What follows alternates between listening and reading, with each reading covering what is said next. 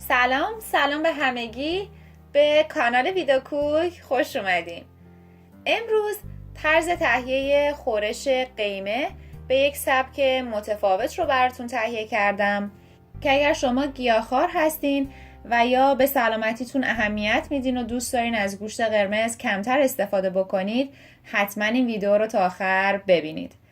برای اون دسته از دوستانی هم که تازه با این کانال آشنا شدن، طرز تهیه خورش قیمه اصیل و همچنین خورش قیمه بادمجان خوشمزه رو همونطور که میبینید به این ویدیو پیوست کردم که اگر مایل بودید حتما ببینید.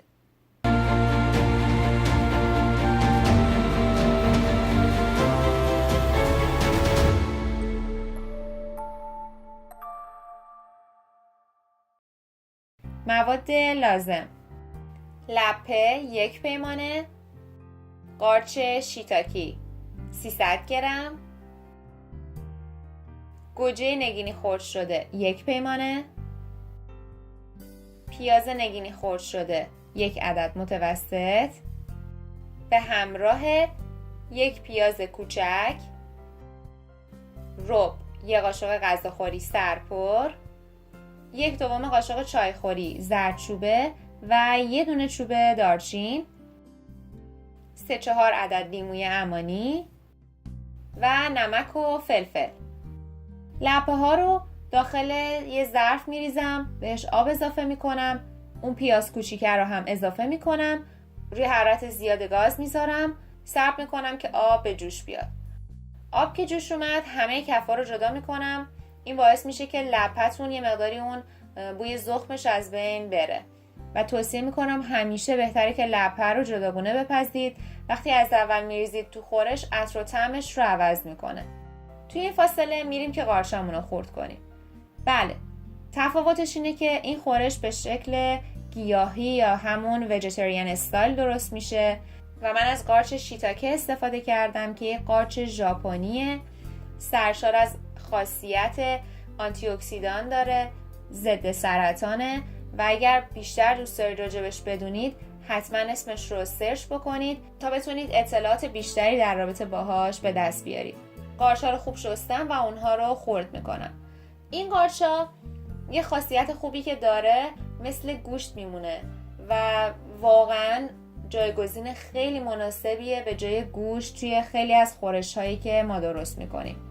بعد از اینکه قارچ‌ها رو خرد کردیم میریم سراغ قسمت اصلی.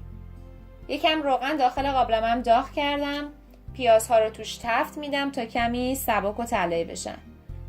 توی این فاصله زردچوبرم اضافه میکنم تا کمی تفت بخوره داخل روغن و بوی خامیش از بین بره.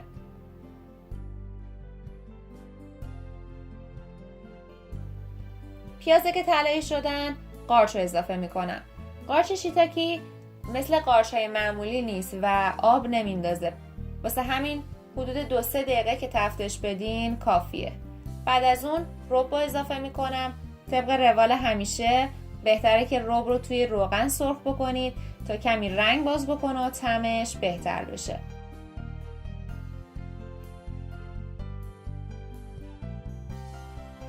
وقتی که رب خوب سرخ شد گوجه فرنگی رو اضافه میکنم. من همیشه چه توی مسماها و چه توی خورش قیمه سعی میکنم که از گوجه فرنگی تازه استفاده بکنم. به شما هم توصیه میکنم که این رو حتما امتحان بکنید چون خیلی خوشمزه میشه غذاهاتون.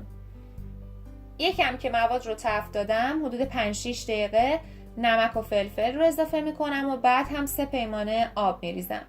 حرارت رو زیاد میکنم تا آب به جوش بیاد. آب که جوش اومد حرارت رو کم میکنم، چوب دارچین رو اضافه میکنم و درب قابلمه رو میذارم به مدت نیم ساعت خورش بپزه. الان نیم ساعت گذشته و خورش ما تا حدی پخته. لپه هایی که پخته شده بود رو به خورش اضافه میکنم. بعد از اون هم لیمو عمانی ها رو میندازم. لیمو عمانی هم بهتره که حتما یه ربی توی آب گرم خیسش بکنید، بعد اونها رو سوراخ کنید و به خورشتون اضافه کنید. دوباره درب قابلمه رو میذارم، به مدت 1 ربع اجازه میدم که خوب بپزه خورش و جا بیفته. همونطور که ملاحظه میکنید خورش قیمه گیاهی ما آماده سروه.